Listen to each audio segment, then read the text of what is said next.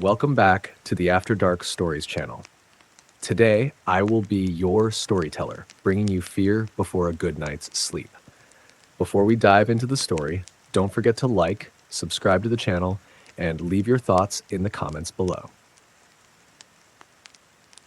I rented a room in the house where I grew up, just to see if I could still hear the sounds in the attic.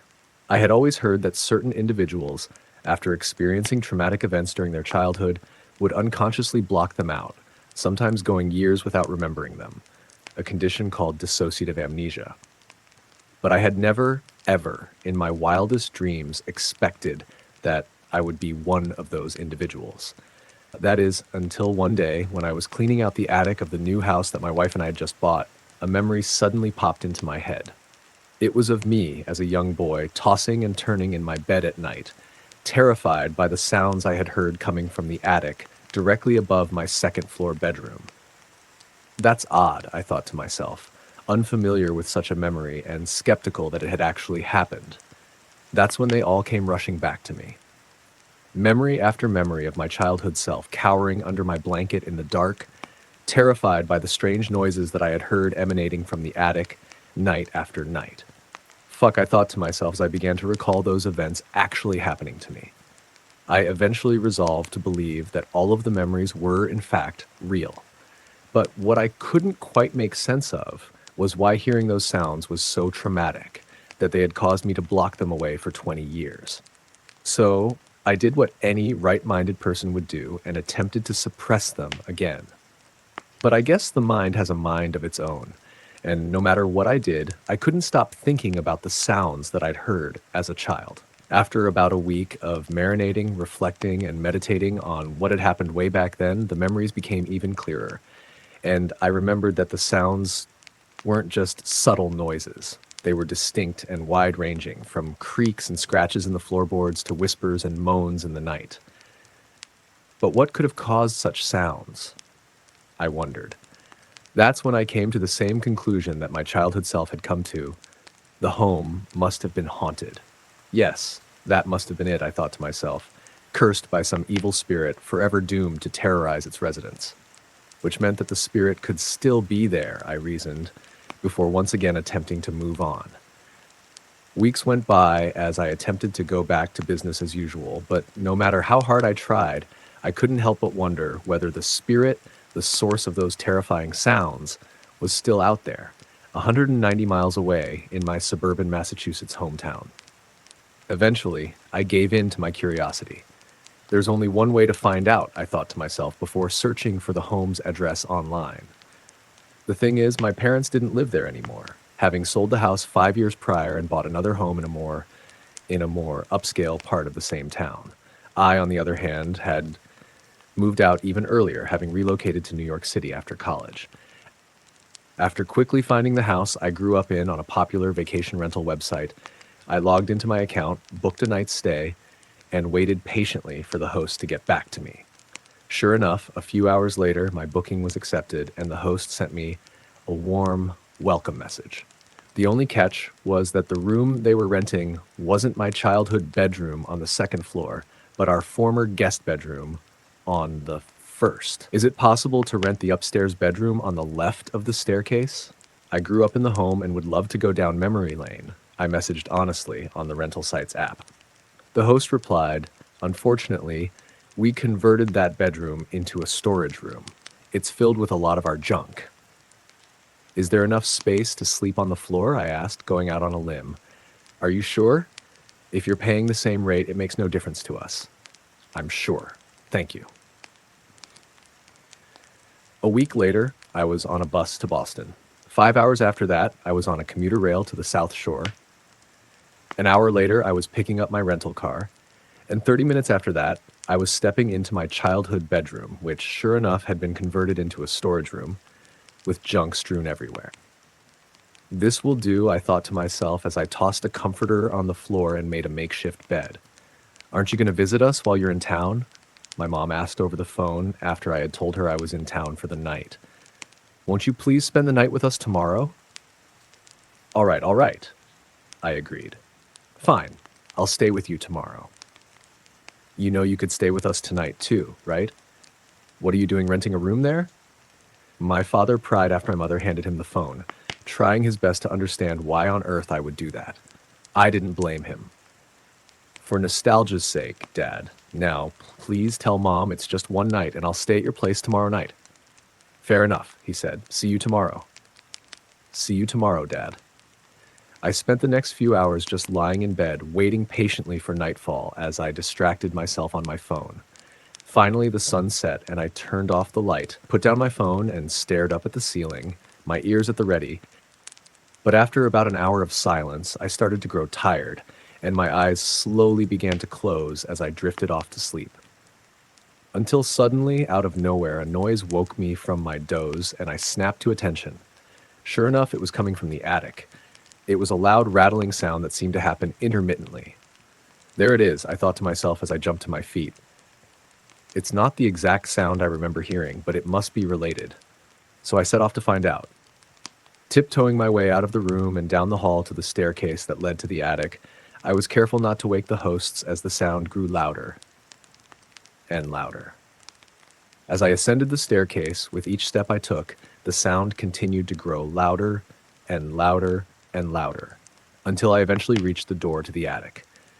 Standing there, shaking, ready to confront my traumatic childhood experience head-on, I gathered the courage to reach for the door and willed myself to open it. But when I cracked open the attic door and looked inside, it was empty. Now, truth be told, I had never been courageous enough to venture up to the attic as a kid, but I had a pretty good feeling that my parents hadn't kept it as pristine and sparse as the new owners had. Its walls were bare, its floors spotless. But as empty as it was, that didn't change the fact that I could still hear the sound, which was louder than ever. If not from the attic, where the heck is that noise coming from? I wondered, before a different noise rang out in the dark. Everything okay?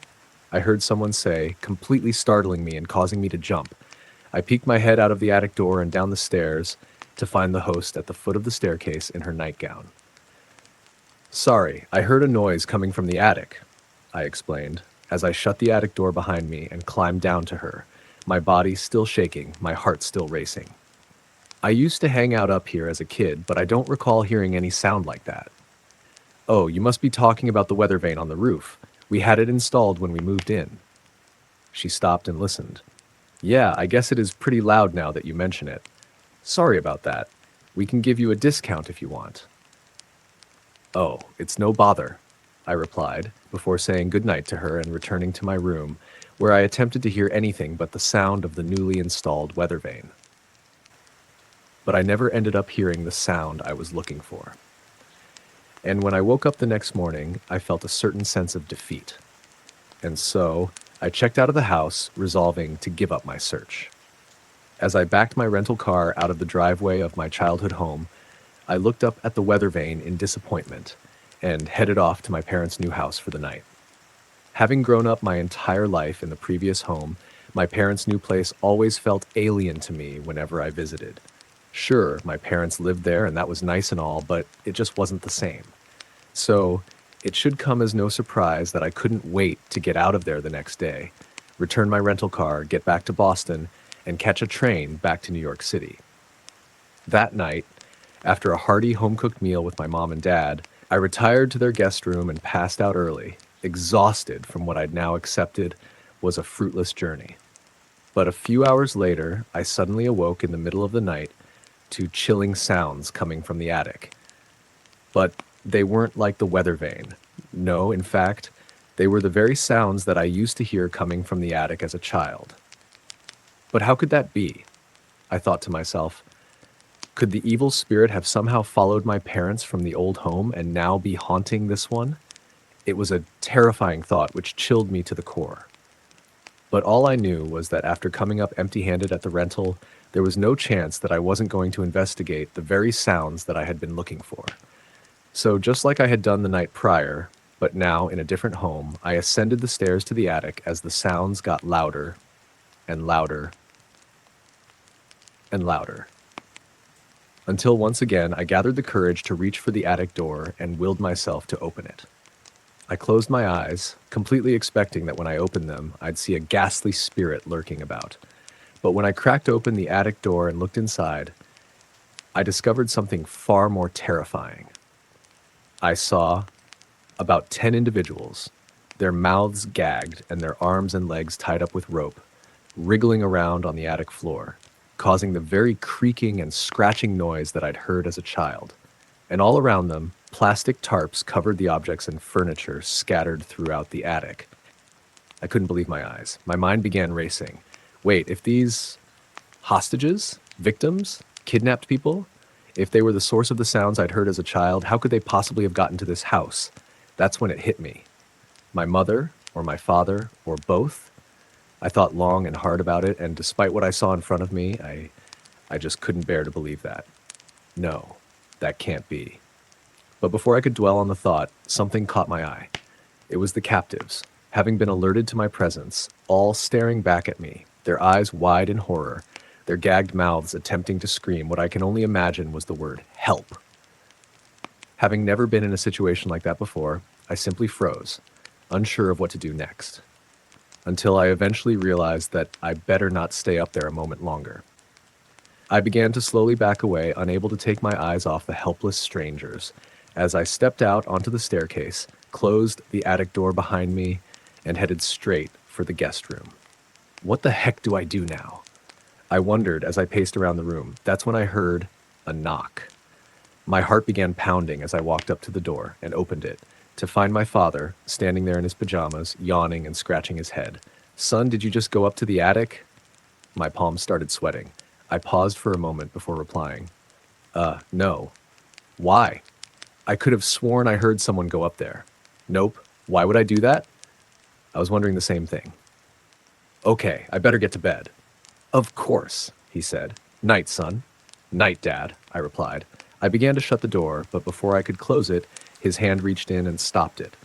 You know, son, if you did go up to the attic, you can tell me, you know. I had no idea what he meant, that cryptic sentence. All I knew was, it was suspicious as heck.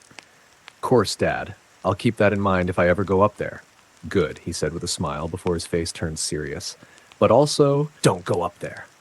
Got it, Dad, I replied, feigning confusion. Night, son, he called out as I watched him head back to his bedroom through the crack in the doorway before I closed it completely. I sat down on the guest bed as my mind began to race again. But I've stayed here before and never heard the noises.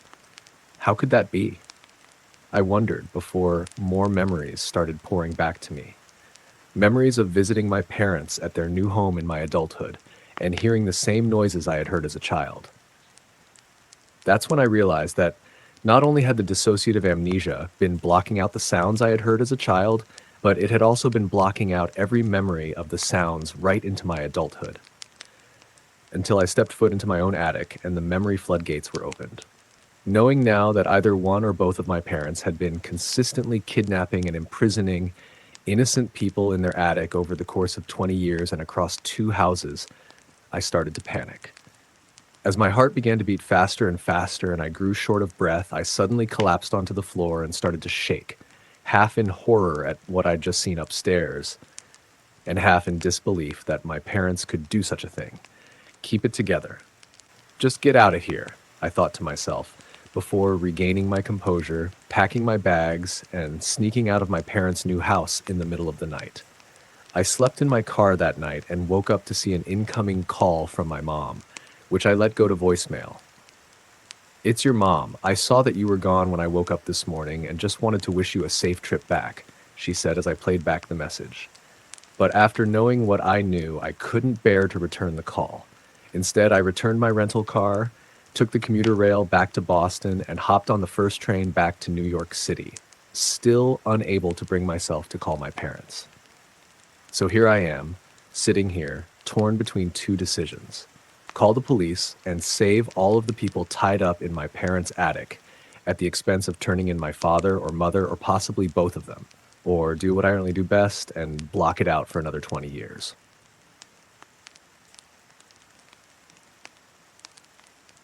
I used to sit in a dead girl's chair during 4th period history. Her name was Cassie. She was a grade above me, so I didn't really know her. I remember everyone at school being freaked out by her death. It's not common for people to die so suddenly around here, especially kids.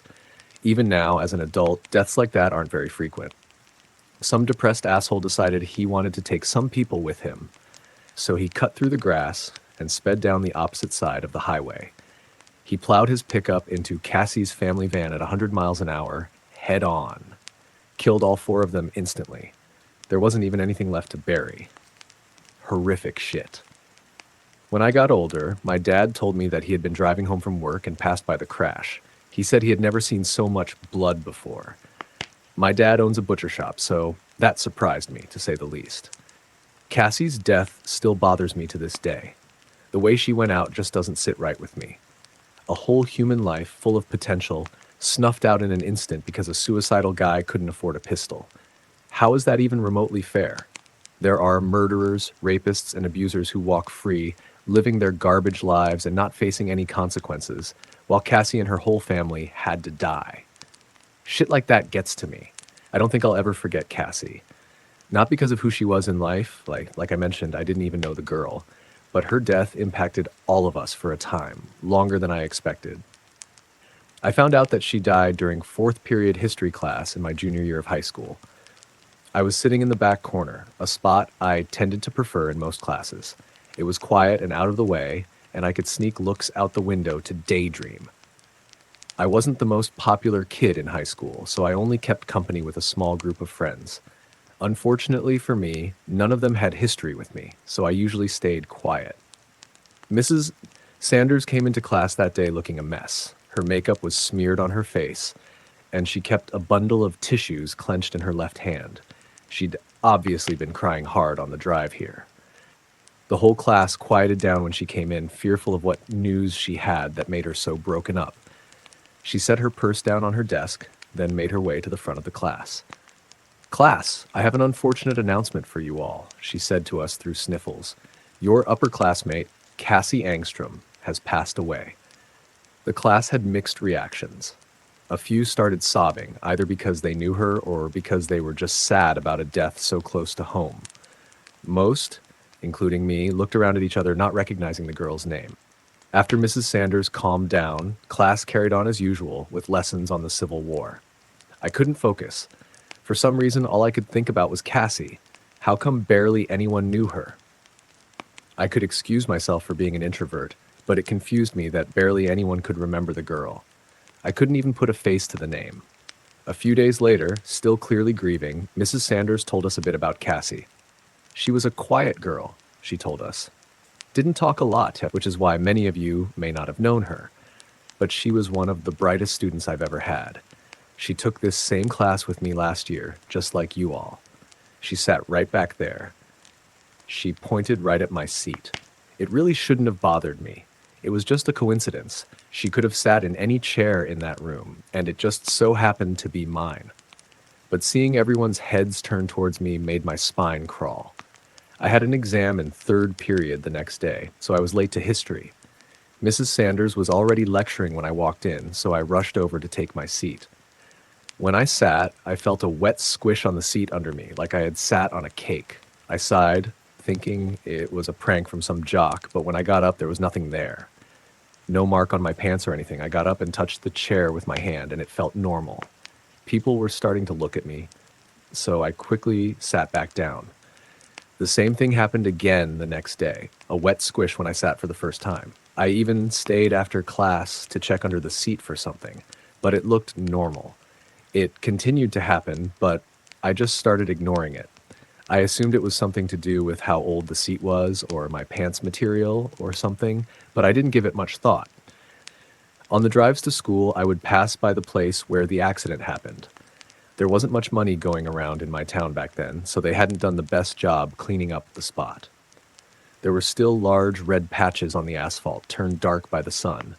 I tried not to look whenever I passed. Sometime a few weeks later, I felt the wetness in a different spot this time. I was taking notes for our test that Friday, and I felt something slick and soft brush my hand. I immediately recoiled, dropping my pencil on the floor. My skin crawled from the touch, my nerves standing on end. The wetness wasn't even the worst part. I had gotten used to that from sitting in the chair. It was that it was cold, like freezing cold. And again, just like the chair, there was nothing there. I had begun thinking that I was sick or something, like something was happening to my skin or organs that was causing these sensations. I got a checkup that weekend, and the tests came back clear. I was healthy. That next week was finals, so I stayed late at school to study. I was always more focused when I stayed at school to work on stuff. I would always get distracted if I studied at home, either by my own antics or those of my family. I picked my history room to study in, mostly because it had the largest windows. They usually shut off the lights after hours, so I used the sunlight to read my textbooks. Naturally, I picked my usual seat. The wet squish was gone this time. I noticed immediately, now feeling uncomfortable, that the familiar sensation was gone. Odd how that happens. I had sat in the seat earlier in the day, so maybe the metal wasn't as stiff. I just shrugged to myself and got out my materials. I stayed for a few hours, getting as much studying done as I could before the janitors would eventually kick me out at 9. It was around 8:30 when I felt it again. That wet brush. I jumped even harder than last time, forcibly pulled out of my flow state. My heart was racing, and I glanced around the room to see if anyone was there. Nothing. I took a few moments to calm down, breathing hard and closing my eyes. When I opened them, I saw darkness. It took this scare to make me realize that I could barely see my notebook, and I had been squinting in the darkness for the past 30 minutes. The classroom was covered in shadow, with the posters of dead presidents' faces barely visible in the dark. Starting to get creeped out, I took this as my sign to finish up. When I reached to close my notebook, I felt it, a cold, wet slop of what could only be described as flesh draped on my shoulder. I couldn't see it, but I could feel it. And God, I could smell it. I recognized the smell from my times helping my dad at his shop. It reeked of rot and decay, and I could feel streaks of putrid liquid falling down the side of my jacket. I was frozen. I couldn't move. I felt a deep chill form at the base of my spine and crawl to my nape. The previous touches had unnerved me and made me jump, but now I was truly terrified. I could feel its weight pressing on my shoulder, seeping liquid onto my skin underneath. The smell was unbearable. I looked over, and I could vaguely make out what was touching me. It was barely visible in the darkness, almost transparent under the shallow glow coming from the streetlight outside. It was a slab of dark red meat, thinner towards the tip. What seemed like bones stuck out from one end, and blood was dripping out of tiny holes on the surface of the flesh. I heard a deep, guttural sound behind it, like someone gurgling water. It continued for a moment, and I could faintly make out words behind the noise. "That's my spot."